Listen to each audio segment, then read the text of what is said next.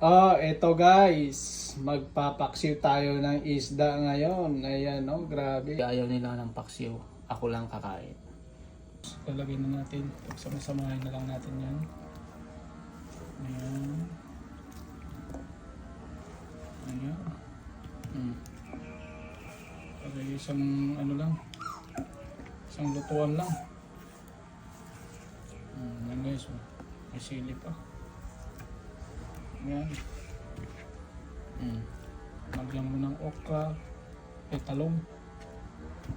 Ayan. Talong. Talong.